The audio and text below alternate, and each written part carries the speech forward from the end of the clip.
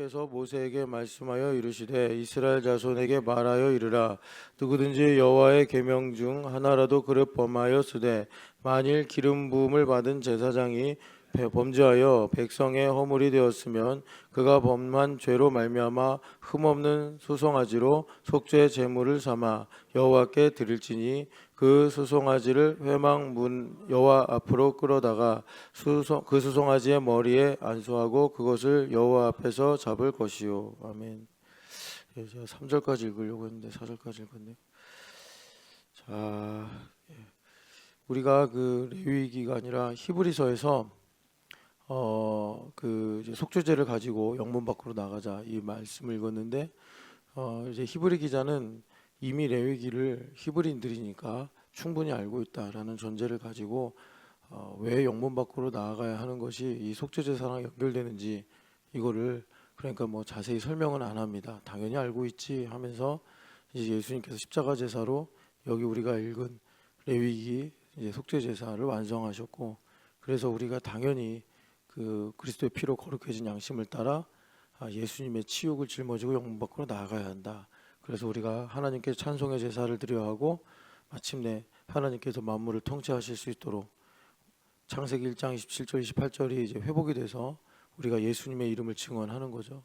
그러니까 정복하고 다스려라라는 말씀을 죄 가운데 살고 있는 우리가 구원을 받아 적용을 하자면 예수 그리스도의 이름을 나의 인생에서 증언을 하여 하나님께서 열매를 맺게 하시는 것입니다.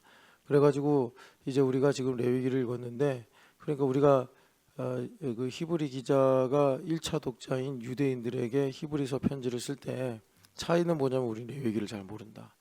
제사를 하나님께 드려본 적도 없고 또 이렇게 텍스트로만 접하다 보니까 사실은 잘 이해를 못하면서 이렇게 넘어가는 경우들이 있다 보니 이 히브리 기자가 감격스럽게 그의 치욕을 지고 영문 밖으로 나가자 할 때 실은 물론 이제 성령 하나님께서 강권적으로 우리의 마음을 뜨겁게 하셔서 믿게 하시고 또 내 안에 이루시기도 하실 수 있겠지만 또 성령 하나님께서 이렇게 우리에게 성경책을 보급해 주시고 그리고 성경을 읽을 수 있는 모든 조건들을 주셨는데 그럼에도 불구하고 우리가 성경을 읽지 않으면서 이 말씀이 그냥 나한테 막 불이 돼서 임했으면 좋겠다.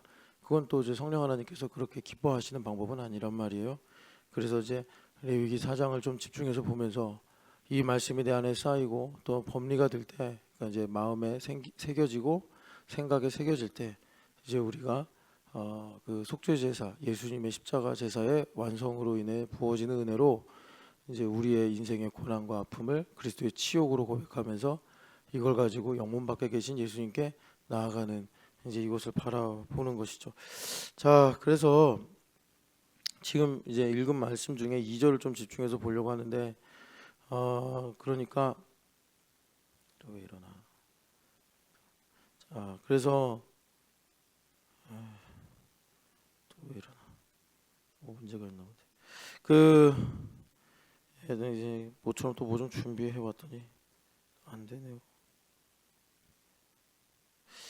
그 여기 2절에 제가 주일에도 말씀드렸는데 13절, 22절, 27절에 있는 부지중해가 없다 그렇게 말씀을 드렸어요. 그래서 오늘은 좀 이 부지중해를 하나님께서 강조하시려고 생략한 것이 아니겠습니까? 그러니까 4장 2절의 말씀이 이 속죄제사를 가르쳐 주시는 4장 전체 이 말씀을 묶는 거거든요.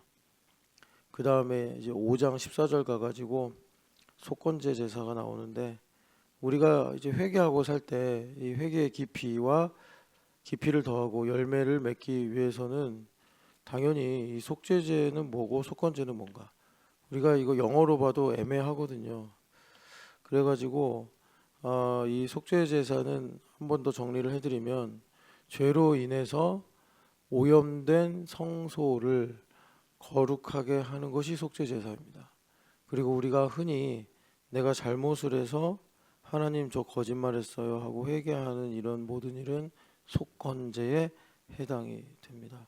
그래서 이 속죄 제사 같은 경우 성소를 오염시키는 방법이 여러 가지가 있어요. 꼭 부지중에 지은 죄만 성소를 오염시키는 것이 아닙니다.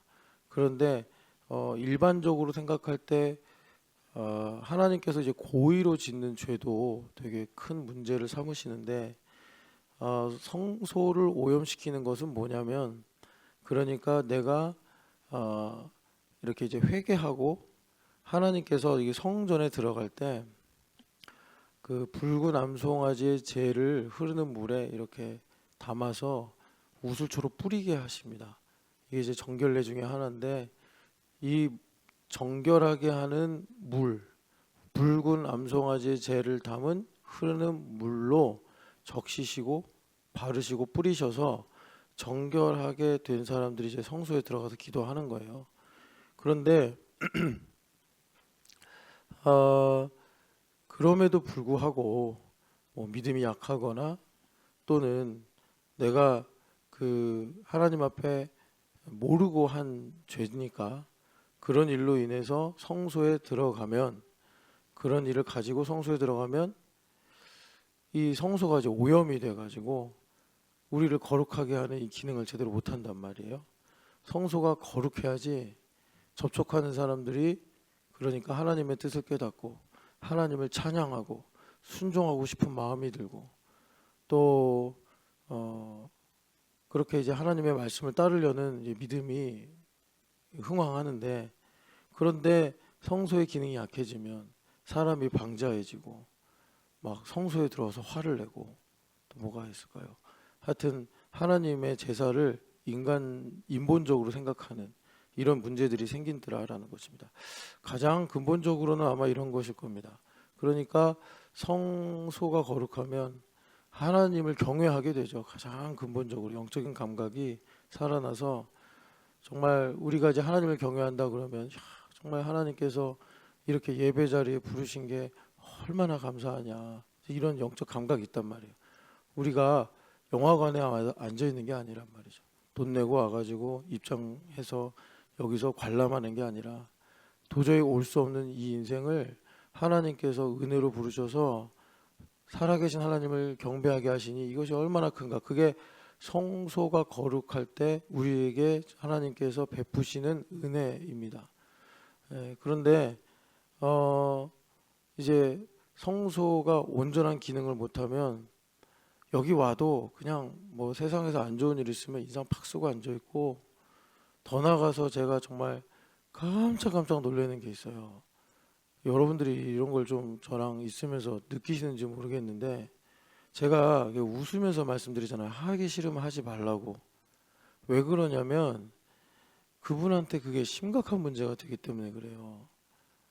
그러니까 여러분들이 이제 와서 뭐 봉사를 하고 또 뭐 이렇게 섬기는 일들 있지 않습니까? 뭐 때로는 직분을 가지고 때로는 직분 없이 그런데 그게 다 은혜잖아요. 하나님께서 청소부가 없어서 우리한테 청소를 해달라고 부탁하는 것도 아니고 하나님께서 정말 손이나 발이 없어서 우리한테 오셔서 이것 좀 해달라고 해주시는 게 아니잖아요. 이웃을 돕는 거랑 하나님을 섬기는 거랑은 완전히 질적으로 다르잖아요. 하나님을 섬기는 거는 난 아무런 자격이 없는데 하나님께서 이렇게 공동체를 이루시고 여기서 성령 하나님으로 말미암아 우리한테 기회를 주시는 거 아닙니까? 그런데 그런 것들을 버겁게 여기고 시비를 따지고 문제를 가지고 뭐 삼고 그러는 게 얼마나 하나님을 멸시하는 거예요. 그러니까 제가 제발 힘들면 안 해도 된다고 계속 말씀드리는 거예요. 안 해도 된다고. 여러분들이 정말 좀 힘들다 그러면 그냥 쉬세요. 그 믿음의 캐파가 안 되든지 아니면 뭐 다른 일로 인해서 영혼이 지쳐 있어서 그런 거니까 그런 걸로 와서 말씀하시면 저는 안 붙잡아요. 다만 하나님께서 충분히 일할 기회를 주셨는데 제가 모르고 저러는구나. 그러면 제가 뭐 좀 가르칠 여지가 있는데 그걸 하지 마요. 그냥 여러분 진짜 극단적으로 뭐 교사든 뭐 또 여러 가지 우리 교회 섬기는 게 뭐가 있나. 또 뱅가드든 뭐 안내팀이든 뭐든 하기 싫으면 다 안 해도 돼. 저는 여기 목회하려고 있는 거지 무슨 조직을 세워가지고 뭐 여러분들 일 시켜서 뭐 교회를 크게 하려는 게 아니니까 힘드시면 그냥 말해요.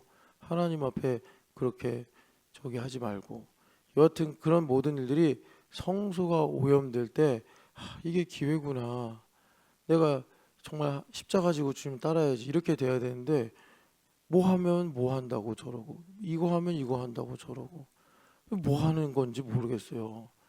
예. 여기가 무슨 NGO도 아닌데, 여기가 무슨 회사도 아닌데. 그러니까 이런 것들이 다 성소가 오염이 돼서, 성소는 우리를 거룩하게 하는 기능을 갖고 있는데 그 기능이 안 되는 거예요.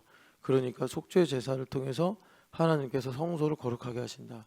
알고 보니까 그 성소가 뭐냐, 히브리 기자가 우리에게 분명하게 말씀하시는데, 양심을 거룩하게 하시는 것이다.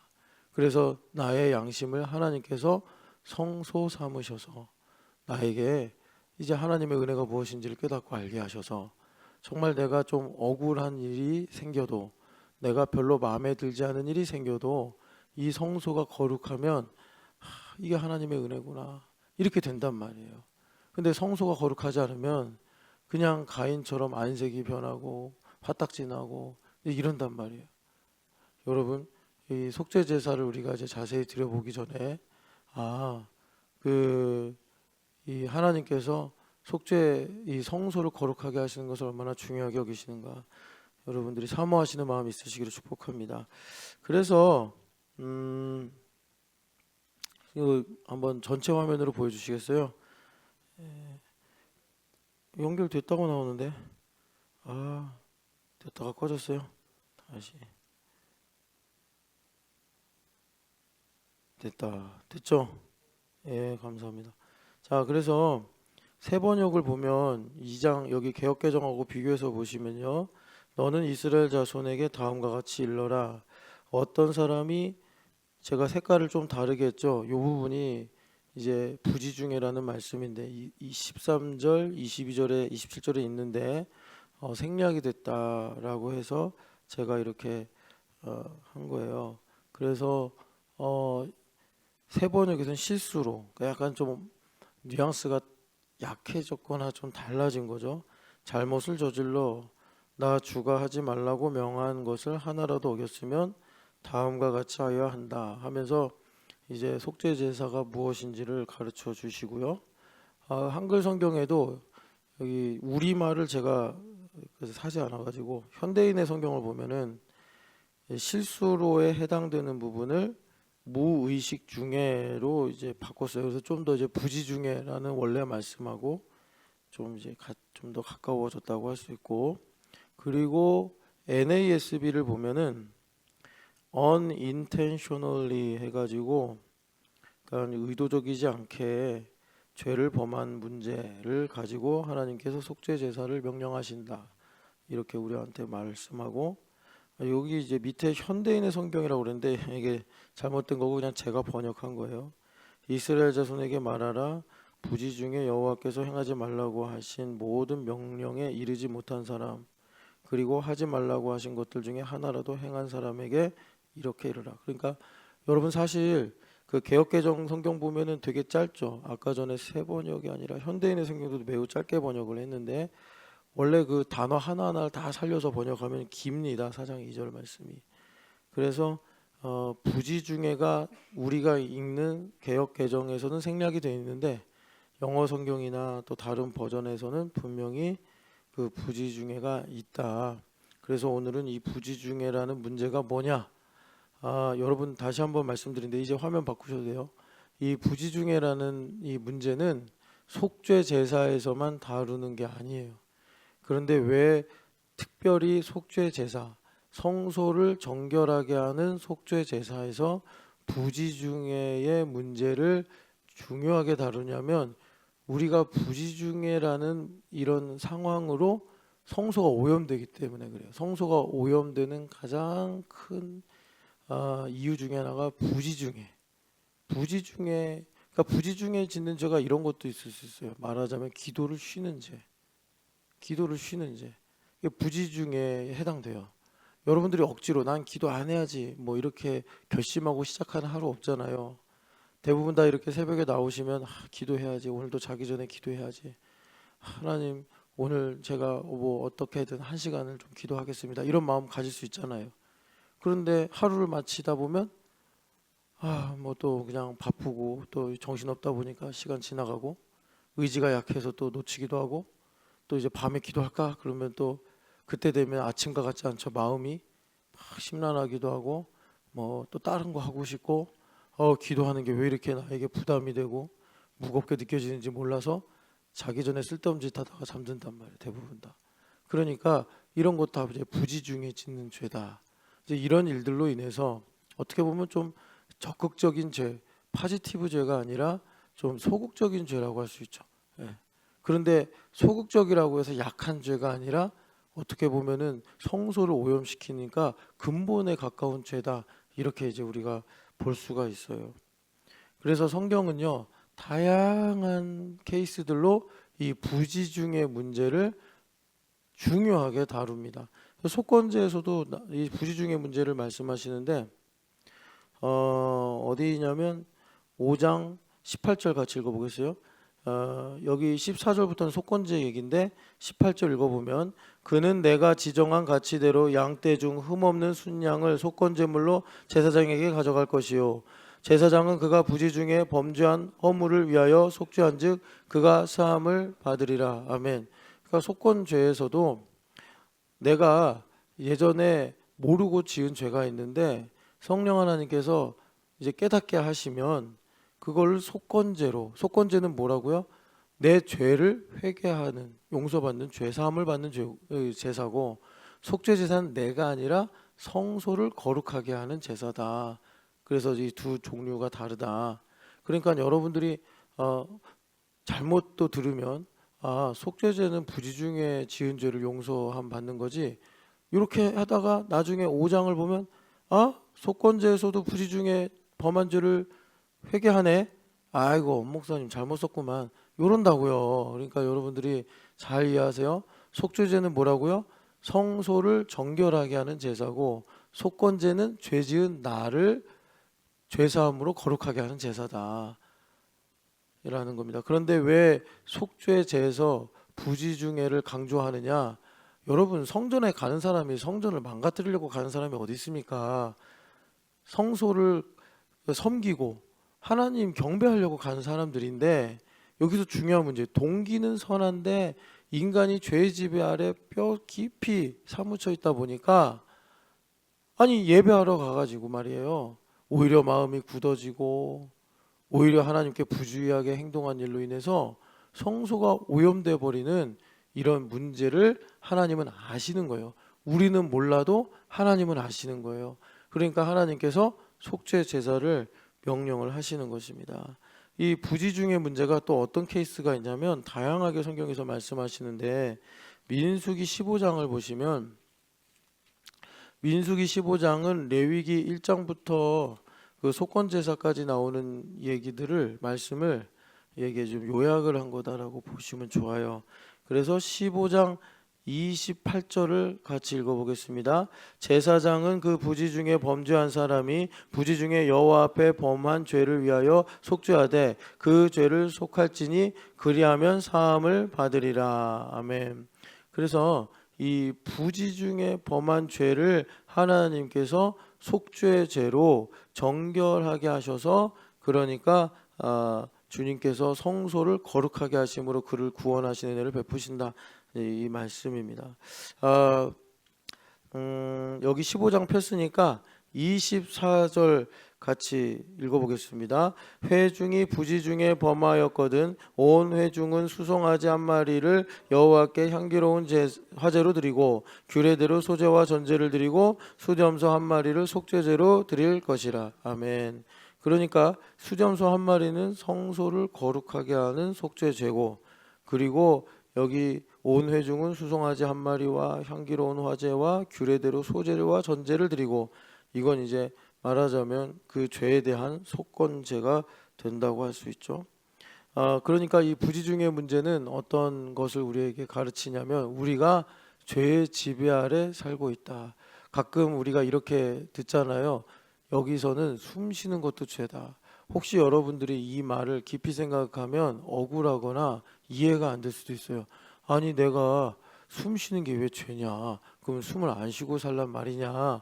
숨 쉬는 것도 죄다라는 거는 우리가 죄의 지배 아래 있어서 바울 사도가 하신 말씀으로 보면 아무리 선한 의도를 가져도 뭐 정말 자식을 사랑하고 하나님을 위하고 이웃을 향한 선한 마음을 가져도 내 마음에 다른 한법이 있어서 오히려 이것이 나를 더 죄 가운데 빠지게 만들더라.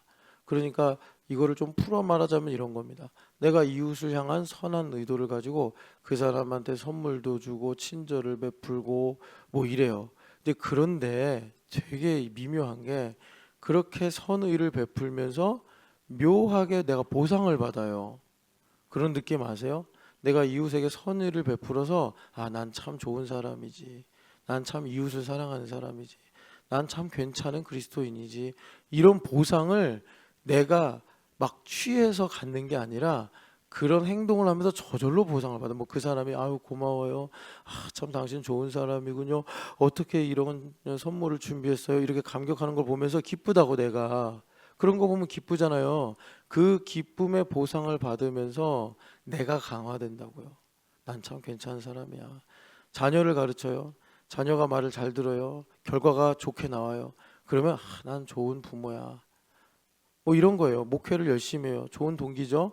그런데 그것으로 인해서 많은 사람들이 좋은 목사님이시네. 감사합니다. 그러면 참 내가 그래도 괜찮아. 그러면 이제 거기까지는 뭐 그냥 좋게 봐줄 수 있어요. 뭐 자기가 좋은 사람이라고 좋은 정체성 갖는 거니까. 그런데 그게요. 딱 지나고 나면 어떻게 되냐면 저 목사는 왜 저러지? 이렇게 가버리는 거예요. 이게 문제예요. 그래서 악 중에 최악이 되는 거예요. 차라리 목회를 열심히 못해서 아휴 주님 제가 참 주님 주신 기회들을 잃어버리고 이렇게 하나님 참 목회를 제대로 못해서 죄송합니다. 그러면 그게 낫다는 거예요. 복음으로 보면. 그러면 목회를 게을리하고 그냥 10년 20년 허송세월 하고서 아이고 주님 죄송합니다. 그런 게 좋을까요? 허송세월 한 사람이 그럴 것 같아요? 안 그래요. 열심히 한 사람이 주님 이거밖에 못해서 죄송합니다. 저를 써주셔서 감사합니다. 이렇게 말이 나와요. 그러니까 여러분들이 복음을 가지고 말을 바라볼 수 있어야 돼요. 그러니까 이 부지중의 문제라는 게 뭐냐면 우리가 얼마나 죄의 지배 아래 있는가 이것을 가르쳐주고 이렇게 이제 딱 지목하는 것이고, 그래서 궁극적으로는 여러분 우리의 목적은 구속을 받는 게 목적이 아니라 구속을 받아 창세기 1장 27절 28절의 말씀이 나의 삶에 회복이 돼야 돼. 그래서 뭐죠? 그걸 이제 성령 시대의 표현으로 말하면 하나님 나라를 상속받는다 이렇게 말하는 거예요. 창세기 1장 27, 28절에는 정복하고 다스려라 이랬는데 그거는 이제 타락 전에 인간이 정신이 멀쩡할 때 하나님 하신 말씀이요. 그러니까 타락하고 나서는 그러고 나니까 순 지 맘대로 하는 게 정복하고 다스리는 건 줄 안다고. 그러니까 하나님께서 이제 그 말씀을 타락 후에는 안 하시잖아요. 그리고 하시는 말씀이 뭐예요? 찬송하려고 지었다 이렇게 말씀하시고 하나님 나라를 상속받아라 이렇게 이제 말씀하시는 거예요. 그래서 우리가 하나님의 나라를 상속받는 것이 이 땅에서 하나님 나라가 임하는 것인데, 그런 일들이 부지중의 문제를 해결을 못하면 어떻게 되느냐면 예수님께서 복음서에 오셔서 촌철살인처럼 하신 말씀이에요. 왜 네 거라고 주장하냐 이러는 거예요. 왜 네 거라고 주장하냐. 포도원 농부의 비유에도 많이 나오잖아요. 그러니까 아까 전에 제가 당부드린 거예요. 제가 웃으면서 종종 말씀드리는데 편하게 말하라고 그러는 거예요. 하기 싫으면 안 해도 된다. 괜히 막 스트레스 받으면서 하지 마라. 우리 박윤희 집사님도 부장 힘들면 말해라. 힘들면 말해라. 그러면 안 해도 된다. 안 해도 된다. 또 누구 없나 여기 할 말? 박윤희 집사님 그런 말 안 하는 사람이기 때문에 하는 거예요. 그런 말 하는 사람한테 이런 말 했다면 큰일 나요. 여기에는 그닥 없네. 어머님들 밥하기 싫으시면 말씀하세요. 안 하셔도 돼요. 안 하셔도 돼요. 누구더라? 어떤 분이 고향에 가서 어머니한테 그랬대요. 우리 교회는 어머니들이 주일마다 밥을 해주셔서 너무나 맛있게 잘 먹고 있어 했더니 얘들아 그게 뭔 고생이냐 하시면서 고향에 계신 어머니가 나도 이제 올해 은퇴해서 얼마나 기쁜데 너희 교회는 그렇게 어머니들을 힘들게 하냐. 그래가지고 그분이 자기 고향에 계신 어머니랑 얘기하다가 우리 교회 어머니 공동체가 참 고생 많이 하시는구나. 그래서 어머니, 여기 우리 노조 어머니 계시네요. 역시 노조 어머니 힘드시면 말씀하세요. 아니 뭐 가끔 휴가도 가지실 수 있고, 어머님도 얼마나 힘드시겠어요. 이거 시골에 계신 우리 고향에 계신 부모님들이 우리 교회 어머니들 걱정한다니까. 니들 그렇게 뭐 어머님도 고생하는 것도 모르고 맨날 먹는다고만 하지 말고 어머님들 사정을 좀 살펴라. 근데 아직까지는 그래도 어머님들 잘 하시는 것 같죠. 또 안 하신다 그러면 큰일 나는데, 여하튼간에 힘들면 말씀하세요. 힘들면 뭐든지 간에 그거 하는 거 아니에요. 그렇게 하는 거 아니에요. 그 본질을 우리가 이렇게 바꿔버리면 안 돼요. 그래서 이 부지중의 문제라는 것이 뭘 가리키느냐, 우리가 죄 가운데 있다. 그래서 이 죄 가운데 있는 문제로 심각한 것이 사실 이게 현실의 문제랑도 연결되는데, 그러니까 하나님의 나라를 상속받는 문제요, 하나님께 나를 통해서 만물을 통치하시는 일이 안 된다. 이 부지중의 문제를 해결 안 하면, 그러니까 복음으로 말하면 부지중의 문제가 해결되면, 부지중의 문제가 해결이 되면 하나님께 나를 통해서 만물을 통치하시는 이 놀라운 일들을 이루실 수가 있다라는 것입니다. 그러니까 아까 전에 하기 싫으면 하지 말라고 그랬잖아요. 그런데 이성적으로 생각하면 해야 된다고 아마 알 거예요. 그런데 하다 보니까 막 신경질도 나고 뭐 여러 가지로 이제 영적인 도전들이 오니까 뭐 안색도 변하고 말도 막 이상하게 나가고 그러는 걸 거예요. 그런데 그런 모든 것들이 사실 뭘 가리키냐면 부지중해라고 지금 특정하셔서 주님께서 우리에게 말씀하시는 이 부지중해 문제 중에 하나가 뭐냐면 도피성 제도인데, 여러분 아시죠? 도피성 제도가 뭔지. 살인을 저질렀는데 도끼로 나무를 패다가 이 너무 세게 휘둘러 가지고 이게 빠진 거예요. 빠져서 저기 날아가서 그냥 떨어졌으면 그만인데 옆에서 같이 일하던 친구를 죽인 거야 내가. 이게 죄라니까요. 우리의 살아가고 있는 상황이에요. 그러니까 박효진 자매가 서원이 서연이 잘 키우길 원하겠죠. 좋은 엄마로서 정말 이 아이들을 잘 돌보길 원하는데, 박효진이 잘하려고 하는 거는 이게 도화지라고 하면 요 도화지만큼밖에 몰라. 서원이 인생의 방향이 뭐고 이 아이가 어떤 친구를 만나며 얘가 앞으로 어떤 일을 겪을지 몰라. 그러니까 자기가 아는 요것만 알고 다 나머진 부지중해야. 그러니까 이 부지중에도 하나님의 은혜로 채워져야지. 박효진 자매가 정말 자기의 마음의 소원대로 서원이의 좋은 엄마로, 영광스러운 엄마로, 1번은 이제 구원의 인도자가 돼야 되며 2번은 인생의 스승이 돼야겠죠. 그렇게 갈 수 있단 말이에요. 그런데 부지중에 그 영역이 이 은혜로 덮여지지 않으면 요것만 보고 잔소리하고 요것만 보고 근심하고 요것만 보고 정죄받고 그러다가 인생 다 보내는 거예요. 그러니까 이 부지중의 문제가 참 우리에게 복된 말씀이고 주님께서 이것을 매우 중요하게 다루시려고 한다. 그래서 주님께서 이런 모든 문제들을 여러 케이스들로 말씀을 하세요. 자, 전도서 5장 4절을 보면은 같이 읽어보겠습니다. 전도서 5장 6절 말씀. 이거 좀 다양한 케이스들로 보셔야지 여러분들이 부지중의 문제가 얼마나 중요한가 알고 이제 하나님께 구할 수 있는데, 5장 6절 말씀입니다. 내 입으로 내 육체가 범죄하게 하지 말라. 사자 앞에서 내가 서원한 것이 실수라고 말하지 말라. 어찌 하나님께서 내 목소리로 말미암아 진노하사 내 손으로 한 것을 멸시하게 하랴. 아멘. 그러니까 여기 보면은 여기 사자라고 그러는데 사실은 이제 뭐 천사라고 해도 좋아요. 왜냐하면 우리가 이제 하나님 앞에 서원하잖아요. 서원. 이 서원이라는 게 내가 맹세하고 다짐하는 그런 게 아니고, 한나 아줌마처럼 기도를 그렇게 깊이 하다 보니까 하나님의 마음, 하나님의 뜻이 깨달아져서 누가 우리를 위하여 갈고 할 때 서원하는 거예요. 하나님의 뜻을 내가 알게 되니까. 그래서 한나 아줌마가 하나님 한 사람을 찾으시는군요. 하나님 한 사람을 찾으시는군요. 근데 저에게는 드릴 게 없으니 하나님 저에게 만약에 긍휼히 여겨 주셔서 아들을 주시면 제가 그 한 사람을 드리겠습니다. 이렇게 서원을 한 거예요. 하나님 마음에 꼭 맞아 들어간 거죠. 그래서 여기 보면은 그렇게 서원을 하였는데 갚기를, 이제 사전에 갚기를 더디게 하지 말라 그러면서 우리가 읽은 6절에 서원을 하고서 이제 천사가 그 말씀을 이루려고 이제 온단 말이에요. 천사가. 그래가지고 이제 일을 하려고 그러는데, 그러니까 이제 이거는 좀 우리가 영적으로 상상력을 가지고 봐야겠죠. 이제 서원을 했어요. 서원을 했는데 그럼 천사가 이제 일을 한단 말입니다. 예수님의 이름으로 고백한 거기 때문에. 그런데 하려니까 아까운 거예요. 아, 이걸 내가 언제 이걸 하나. 뭐 여기 4절 5절에 말씀하는 것처럼 뭐 그러니까 미루려고 한다든지 뭐 하여튼 이런 꼼수를 펼 때 우리가 이런단 말이죠. 하나님, 실수를 했습니다. 여기 실수가 이제 부지중인데 그렇게 하지 말아라. 그러면 그러니까 실수라고 말한 것 때문에 하나님께서 너가 한 모든 것을 이 잣대로 대하셔서 너가 손으로 한 거를 멸하시게 하면 어떡하려고 그러냐 하시면서 이 부지중의 문제도 하나님께서 은혜로 채워야 된다라고 이제 말씀을 하시는 거예요. 이 우리 삶에 매우 가까이 있고 뭐 어쩌다 한 번 있는 게 아니라, 사실은 여러분 아까도 말씀드렸지만 서원이 서연이에 대해서 박효진 자매가 아는 건 요만한 도화지에 불과해요. 이게 박효진의 인생이에요. 경험한 거. 박효진이 안 가본 거, 안 살아본 시간 얼마나 많아요. 모르는 사람 얼마나 많아요.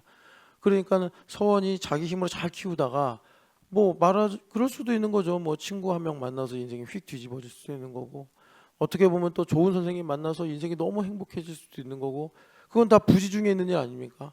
그러니까 거기를 은혜로 채워야 된다는 거예요. 그 은혜로 채우는 작업이 뭐라고요? 속죄제로 성소를 정결하게 하는 거다. 정결하게 하는 거다. 내 성소가 정결해지면 어떻게 된다고요? 아까 전에 제가 특정해서 하나 말씀드린 것처럼 박윤희 집사님이 부장 선생님으로 섬기는데 뭐 여러분 말도 마요. 우리 박윤희 집사님 진짜 나중에 한번 저기 감사패 하나 드려야 돼요. 엄청 나한테 진짜 된소리도 많이 맞고. 근데 어떡해요. 맨날 이게 거짓말은 아닌데 약간 애매하게 말하다가 딱 걸려가지고 저한테 왜 그렇게 말하냐고, 안 했으면 안 했다고 그러고 했으면 했다라고 그러죠. 항상 그런 문제예요. 그러니까는 저기 우리 박윤희 집사님 항상 관계를 먼저 중요하게 생각하시고, 저는 아무래도 남자다 보니까 정확한 정보를 중요하게 생각하는데, 박윤희 집사님 항상 김 목사님도 좋게, 다른 선생님들도 좋게, 엄 목사도 좋게, 자기도 좋게 말하려다 보니까 이게 애매하게 한 것도 아니고 안 한 것도 아니고 하려고 하는 중인데 지금 하려다 보니까 뭐 이렇게 되고, 그런 느낌으로 말을 해요. 그러니까 제가 보면 안 했네 그러면서 이제 서리를 맞으시고, 그 은행나무 침대에 그 장군처럼 항상 이렇게 얼어붙어서 그래서 참 제가 동역자로서 참 죄송하면서 고마운 마음이 같이 있는데, 그런데 그런 거를 예수님을 모신 기쁨으로 상쇄하면서 정말 요세프를 섬기는 게 즐거워. 뭐 일이 잘 돼서 사람들이 나를 칭찬해 줘서만이 아니라 이런 모든 일들을 주님께서 합력해서 요세프의 선을 이루시는 게 너무나 좋은 게 성소가 정결한 상태예요. 그러니까 예수님만 계시면 다다 이거예요. 엄 목사가 뭐라고 하든 김 목사가 뭐라고 하든 그냥 예수님 여기 계셔서 나랑 요세프라는 이 부장 선생님 교사로 계신 것이 너무나 좋은 거예요. 그러면 성소가 거룩한 거예요. 그럼 주님 일하신 애가 되는 거예요. 주님 일하신 애가. 그런데 여기 말처럼 서원한 것을 이제 주님께서 이루시려고 천사를 보내셨는데 머리를 극적극적 긁으면서 아 그건 좀 이따 하면 안 될까요? 제가 조금 아무것도 모르고 실수로 하는 건데요. 이러거나 천사가 이제 서원한 걸 이루려고 그러는데 이거 뭐 천사들 막 인상 쓰면서 하기 싫다라고 그러고 막 들이받고 그러면 이제 안 된다. 주님께서 이거 너는 그러면 아직 어린아이구나 하고, 여기 뭐 우리 주님께서 우리를 막 멸하시고 이런 건 아닌데 서원할 캐파가 안 되구나. 야, 너 저 어린아이로 가 있어라. 이렇게 이제 주님께서 하시는 거예요. 그러니까 부지중예라는 영역을 성소를 거룩하게 함으로써 하나님의 통치로 은혜로 채워야 되더라라는 것입니다. 전도서 10장 5절을 보면은 또 이 말씀이 있는데 10장 5절을 같이 읽어보겠습니다. 아니야, 10장 5절이 아닌가? 10장 5절. 예. 내가 해 아래서 한 가지 재난을 보았노니 곧 주권자에게서 나오는 허물이라. 아멘. 이 주권자라는 사람이 그러니까 이제 하나님께 권위를 받아서 판단하는 건데, 주권자의 허물이 뭐겠어요? 뭐라 그럴까? 저지먼트. 그러니까 이 주권자가 솔로몬처럼 지혜롭게 딱 판단을 해야 되는데 이 세상을 보니까 죄가 덮고 있어가지고 하나님께서 세운 주권자인데 엉터리로 심판하는 거예요. 이런 일들이 여러분 애들이 엄마 아버지 어머니 볼 때도 있어요. 어머니 아버지가 이제 주권자인데 기도 안 하네. 미스 저지먼트라고. 예, 얼마 전에 이제 허 집사님이 저기 뭐야 하여튼 뭐 이사하면서 승질을 부렸대요 좀. 허 저기 우성집사 저렇게 얼굴이 맑고 깨끗한 분이 얼마나 들들 볶고 그냥 깨볶듯이 볶였는지 안 왔네 이분 또. 근데 하여튼간에 여러분 허 집사님이 언제 인상 쓰는 거 봤어 우리 교회에서. 근데 얼마나 그냥 그렇게 했는지 그냥 뭐, 예, 뭘 이렇게 거칠게 했나 봐요. 뭐 이렇게 툭 하고 던졌는지 놨는지. 그러니까 애들이 불안하죠. 그런 게 미스 저지먼트. 우리 연약하다고요. 우리 연약해. 그런데 그럼에도 불구하고 부지중해를 은혜로 채우시면 하나님께서 그 오판도 사용하시는 거예요. 합력하여 선으로. 그러니까 부지중해가 참 중요하죠. 이 속죄제사가 우리에게 하나님께서 참 깊은 은혜를 주시는 거더라. 자, 더 한번 읽어보죠. 레위기 22장 14절 말씀. 하나만 아니야. 요거 다음에 하나만 더 2개까지. 레위기 22장 14절 말씀. 레위기 22장 14절 말씀입니다. 우리 부지중에 문제 많아요. 자, 14절 말씀 같이 읽겠습니다. 만일 누가 부지중에 성물을 먹으면 그 성물에 그것의 5분의 1을 더하여 제사장에게 줄 것이라. 아멘. 그러니까 여기 보면은 성물은 그 일반인이 먹으면 안 된다고 13절에 나와 있는데 이 성물을 먹어요. 학개서에 보면은 거룩법에 대해서 학개 선지자가 제사장들을 모아놓고 이제 질문을 합니다. 성물이 그러니까 일반 그러니까 물건에 닿으면 부정한 물건이죠. 거기에 닿으면 그 물건이 거룩해지겠느냐? 거룩해지지 않습니다. 그래요. 이게 거룩법이에요. 그런데 부정한 것이 거룩한 것에 닿으면 그 거룩한 것이 부정해지겠느냐? 그건 부정해집니다. 제사장들이 그렇게 말해요. 그러니까 제사장들이 정확하게 이 흑가 말에서 거룩과 부정에 대한 법리가 세워져 있는 거예요. 그런데 복음으로 오신 예수님께서는 이제 거룩하심으로 오셔서 거룩으로 오셔서 병자들, 부정한 사람들을 만지시는데 그들을 이제 거룩하게 하시는, 그러니까 이 복음의 능력이 나타나게 되는 거예요. 그래서 여기도 보면은 일반인이 성물을 먹으면 이 제사장이 아니죠. 거룩하게 된 제사장이 먹지 않으면 성물이 다 오염이 돼 버리는 거예요. 그래서 성물의 기능이 뭐예요? 성물이 이 화목제에 한해서는 제사를 드린 사람과 그리고 거룩한 제사장이 먹을 때 하나님께서 접촉법으로 그들을 거룩하게 하시는 건데, 일반인이 그러니까는 제사를 드리지도 않고 그리고 제사장도 아닌 사람이 그 성물을 부지중에 그냥 음식인 줄 알고 먹었어. 그냥 고기인 줄 알고 먹었는데 그게 성물이었네. 그럼 그게 거제든 요제든 다 그 거룩해지게 하시는 하나님의 이 섭리가 다 취소가 되는 거예요. 그러니까 주님께서 그런 일이 생기면 너무 많은 혼선이 생기니까 발생하니까 주님께서 5분의 1을 하나님께 드려서 성물을 거룩하게 지켜라 라고 말씀하시는 겁니다. 이런 일들이 우리에게 매우 그러니까 쉽게 일어날 수 있다, 일상에서. 그러니까 어떤 기회가 하나님께서 주신 기회인데 이걸 내가 모르고 깡통처럼 차버렸네. 나중에 알고 보니까 너무 이 기회를 붙잡았어야 되는데 내가. 그러니까 이런 거예요. 성령 하나님께서 감동을 주셨어요. 태호야 기도해라.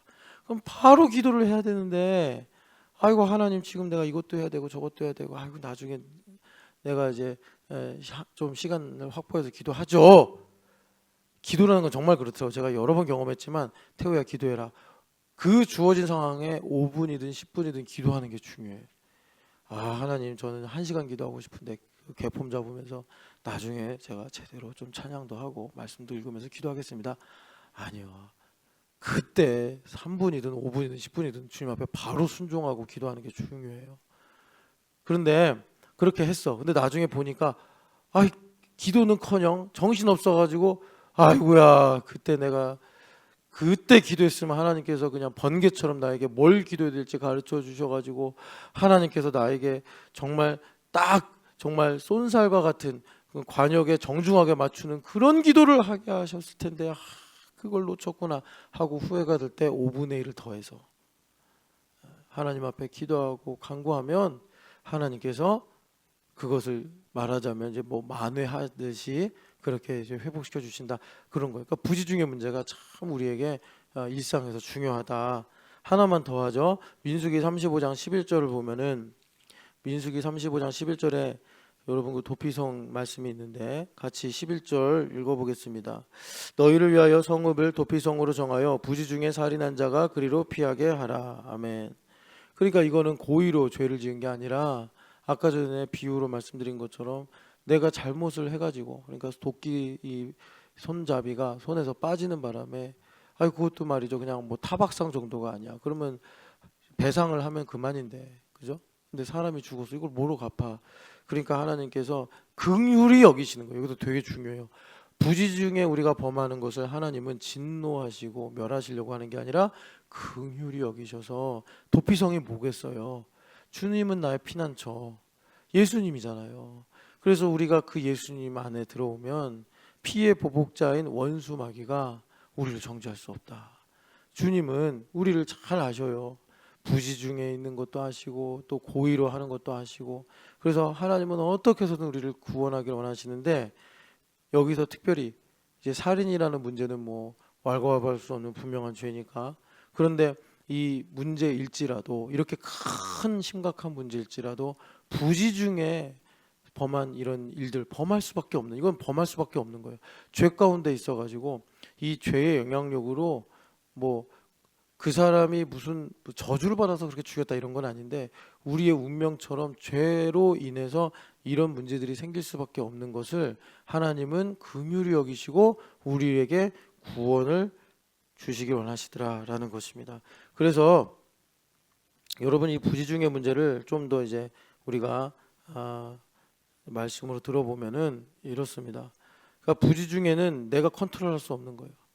그러니까 내가 살아오면서 뭐 나한테 축적이 됐는지 영향을 받았는지 어떤 내가 모르는 상처 때문인지 그런 것들로 인해서 뭐 설명할 길이 없어. 그냥 그런 거. 너 왜 저 사람 죽였어? 그날 더웠고 손에 땀이 찼고 내가 좀 힘이 빠진 상태에서 일을 빨리 끝내고 싶은 마음으로 냅다 나무 기둥을 쳤는데 그때 그냥 도끼가 손에서 빠져가지고 다리나 팔에 맞았으면 그냥 부러지거나 긁히고 끝났을 문제가 머리통에 맞아서 그렇게 되어 버렸습니다. 이런 게 이제 부지중의 문제란 말이에요. 그런 이제 주님께서 이런 것, 그러니까 부지중의 죄라는 것을 우리가 이제 인지를 못하는 문제니까 이런 특정한 케이스들을 가지고 드러내시는 거예요. 부지중에 먹는 성물의 문제, 부지중에 살인을 하는 문제, 부지중에 서원에 대해서 내가 서원을 해놓고 내가 또 반대하는 문제, 또 우리가 살면서 주권자들이 오판하는 문제 이런 것들을 주님께서 이제 말씀하시면서 이 부지중의 문제가 속죄 제사에 한해서는 성소를 오염시켜 가지고 성소가 제 기능을 못 하니까 이제 아까 전에 말한 대로 주객을 전도시켜 버린단 말이에요. 마치 하나님 주인이신데 내가 주인인 것처럼. 그래서 목회를 하면서도 목회가 힘들다고 그러고 목회하면서 승질 부리고 이런단 말이에요. 예. 뭐 하나님께서 이런 거 하라고 그러면 막 뭐 하여튼간에 그래요. 여러분들도 다 그런 거 있잖아요. 여러분들 케이스 잘 모르니까 그냥 제 얘기들로 하는데 그런 문제들을 이제 주님께서 온전하게 하셔서 만물을 다스리길 원하시는데 욥기 42장을 보겠습니다. 욥이 하시는 회개 중에 이 부분이 있는데요. 욥기 42장을 보시면 욥기 42장 2절 말씀입니다. 2절 말씀. 주께서는 못하실 일이 없사오며 무슨 계획이든지 못 이루실 것이 없는 줄 아오니. 아멘. 자, 욥 할아버지가 두 개로 회개문을 완성하시는데 하나는 뭐냐면 못하실 일이 없다. Nothing impossible. 못하실 일이 없다.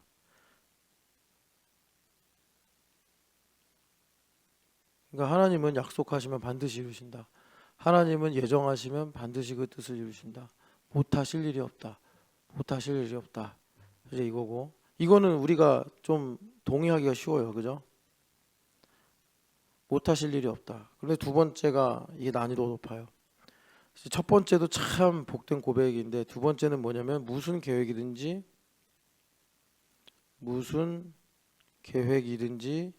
못 이루실 것이 없다.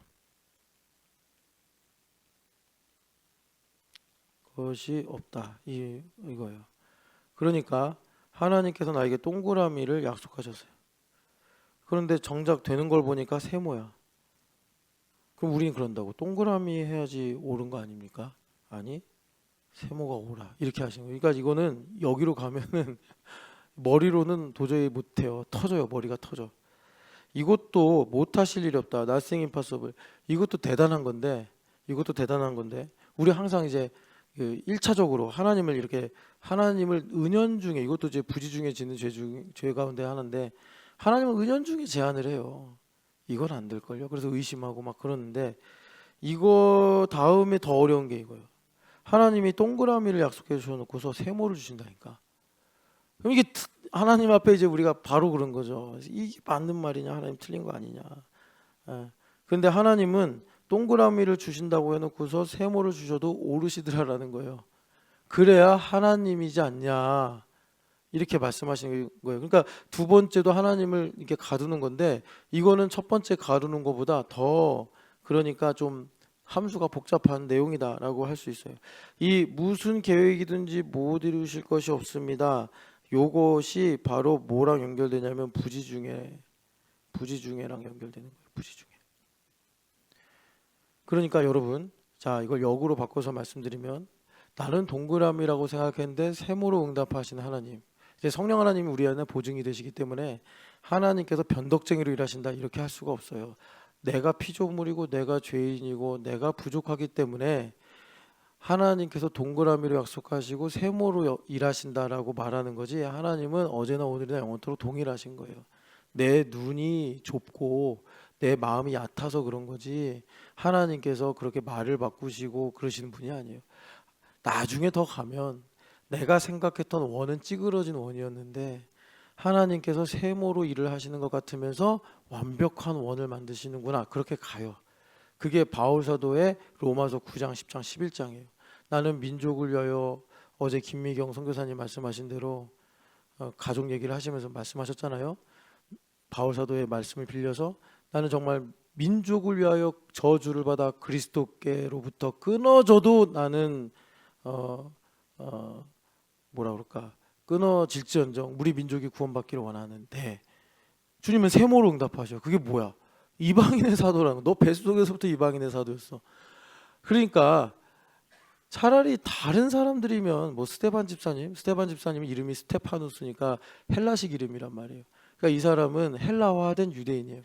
그러니까 이런 사람들을, 헬라인들을 위한, 이방인을 위한 사도다 그러면 좀 더 수긍하기가 좋을지 모르겠는데, 원래 사울이잖아. 사울, 바울 이름이 원래 뼛속까지 유대주의자란 말이에요. 아니 하필이면 그런 사람을 하나님께서 이방인의 사도라고 하니, 바울 사도가 이거 머리가 제대로 남아있겠냐. 그러니까 바울 사도가 어디까지 간 거예요? 내 마음에 다른 한 법이 있어 내가 원하는 것을 도리어 반대로 한다, 거기까지 가신 거예요. 그 문제 때문에.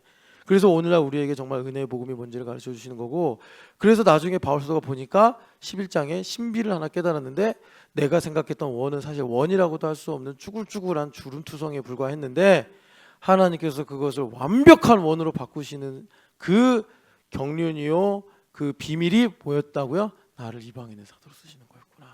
바로 이거였단 말이에요. 아, 세모가 정답이었네. 이렇게 되는 거예요. 그러니까 하나님께서 나의 삶에 무슨 계획이든지 못 이루실 것이 없다라는 것을 나에게 작업을 하신다, 섭리하신다라는 건 무슨 말이냐? 부지중의 문제를 주님께서 나에게 치유하시는 기회구나, 이거예요. 네. 그러니까 가장 이제 만약에 1단계부터 10단계까지 더 합시다. 이 못 이루실 계획이 없습니다라는 것을, 그러면 가장 초급 단계가 뭐냐면 이런 거예요. 이제 박윤희 집사님 오늘 새벽에 오랜만에 나왔으니까 계속 이제 나에게 예시로 도와주시는데, 박윤희 집사님 기질에, 그러니까 박윤희 집사님은 그림도 그리셔서 그런가 되게 자유분방하시고 되게 또 뭐라 그럴까, 관계 중심적이세요. 근데 이런 분한테 하나님께서 그냥 이거는 객관적인 게 아니라, 박윤희 집사님이 그러니까 정확하게 하세요 그러면 박윤희 집사님 마음이 아파요. 제가 그거 알아요. 박윤희 집사님 마음이 아파. 마음이 아파서 이게 틀린 거로 다가온다고. 틀린 거로 다가와. 그런 것이 부지중의 작업을 주님께서 이제 치유해 주시는 거예요. 부지 중에. 그래서 어떤 일을 하시는 거냐? 박윤희 집사님한테 제가 뭐 고의로 그러는 건 아니에요. 저도 그냥 하나님의 물결을 따라서 가는 건데, 그러니까 박윤희 집사님한테 제가 정확도를 요구하면 박윤희 집사님은 계속 정죄를 받을 거예요. 아, 나는 참 일을 못하는구나. 일을 못하시는 분이 아닌데 이 완전히 이게 극단적으로 다르긴 문제이기 때문에, 그러면서 하나님께서 사실은 이 모략으로 뭘 하시는 거냐면 박윤희 집사님의 그 자유분방하시고 창의적이신 그런 기질을 제대로 거룩하게 쓰시려고 하는 거라고. 하나님께서 이게 참 율법화에서 참 이게 바울 사도도 신비라고 하신 그런 이치예요. 그래서 박윤희 집사님이 이제 만물 통치를 해야 되는 건데, 저는 그랬어요. 박윤희 집사님한테 보니까 지금은 그냥 전업주부로 살지만 살아온 인생을 보니 그냥 영락없는 화가인데, 하나님의 은혜로 화가로 사는 것이 중요한 게 아니라 구원을 받는 게 중요하니까 오늘날 이렇게 이제 전업주부로 살면서 계속 그림을 그리게 하신단 말이에요. 그래서 박윤희 집사님한테 그랬어요. 제가 박윤희 집사님의 구원은 하나님께서 나를 어려서부터 그림을 좋아하게 하시고 예고를 보내시고 또 미대를 보내시고 그리고 이렇게 내가 교회가 되어서 살아오게 하셨는데 언젠가 이 그림을 그리게 하시려고 했던 거구나. 스트링랜드는 무슨 섬에 가가지고 그림을 그리고 그 그림을 그린 집과 함께 불타서 죽어버렸잖아요. 그런 게 아니고 박 일사님이 그 그림을 완성하신 다음에 하나님을 찬양하고 감사하고 사는 거죠. 여러분, 그렇게 주님께서 부지중해를 치유하셔서 우리의 삶에 만물 통치를 주시는 영광이 나타나시기를 축복합니다. 그래서 주님께서 부지중해라도 죄를 범하고 많은, 꿈에서라도 죄를 범하고 많은 우리를 꿈에서도 하나님을 찬양하고 부지중해라도 주님의 뜻에 순종하도록 만드시는 거예요. 그게 무슨 계획이든지 못 이루실 것이 없습니다라는 욥 할아버지의 회개예요. 그래서 욥 할아버지의 결말이 뭐예요? 야고보서에서 결말 보라고 그러잖아요. 결말이 뭐예요? 하나님께서, 여러분 42장 읽어봐요. 2배로 다 만물 통치를 이루셨다고. 거룩으로 만물 통치를 이루셨단 말이에요. 거룩이요. 욥기 42장에 뭐 다시 자식들을 주시고 뭐 소가 얼마고 뭐 또 얼마고 이러잖아요. 그게 다 거룩의 내용이에요. 거룩의 내용. 백갑절로 하나님께서 역사하셨다. 그래서 여러분, 부지중의 문제 1번, 하나님을 제한하지 않는다. 우린 늘 죄인이라서 하나님을 내가 하나님처럼 되려고 한다고. 그게 바꿔 말하면 하나님을 끌어내린다라고 로마서 10장에 말씀하잖아. 하나님을 끌어내리려고 한다니까, 내가 하나님 되려고 그러면. 그래서 하나님께서 부지중의 문제로 이런 나의 율법주의 경향을 치유하시고, 그리고 여러분 오늘 이제 부지중의 문제를 다루느라고 속죄제사의 자세한 내용은 안 했지만 성소를 거룩하게 한다. 나를 깊이 성찰하는 거예요. 내가 누구인가를 깊이 성찰해서 예수님을 알게 하시는 것입니다. 여러분, 그렇게 예수님을, 예수 닮기를, 예수 알기를 더 사모하는 새벽 되시길 축복합니다. 사랑하는 하나님 아버지, 하나님 욥의 결말처럼 우리 인생을 새롭게 하시는 줄을 믿습니다. 못 이루실 계획이 없습니다. 주님, 무슨 계획이든지 못 이루실 것이 없는 줄 아오니 하나님, 여기까지 믿음으로 달려가는 저희들 되어서 부지중해라는 영역도 치유되고 회복되게 하여 주시옵소서. 부활하신 예수님의 이름으로 기도합니다.